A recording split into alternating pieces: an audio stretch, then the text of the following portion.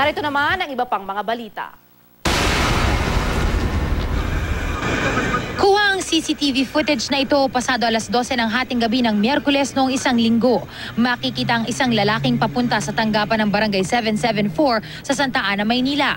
Bago siya nawala sa video, makikitang hinugot muna niya mula sa bag ang isang sumpak o improvised na baril.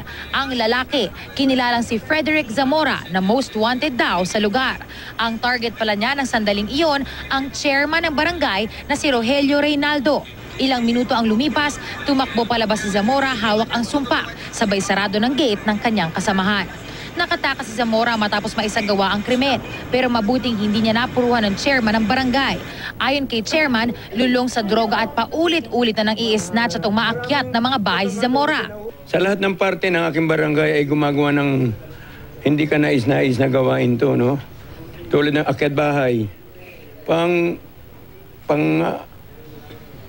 pag-i-snatch sa mga kabataan, lalo na doon sa mag-aaral na malapit sa aming barangay.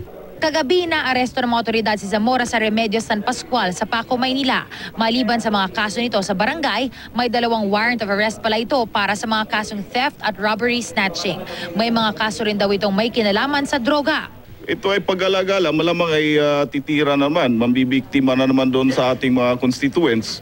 So, andun yung ating kapulisan na maagap at nakita na kahina-hinala yung kanyang mga galaw. Identified na rin siya siguro doon na isa sa mga birador doon sa area. Di naman itinanggi ni Zamora ang mga kaso laban sa kanya.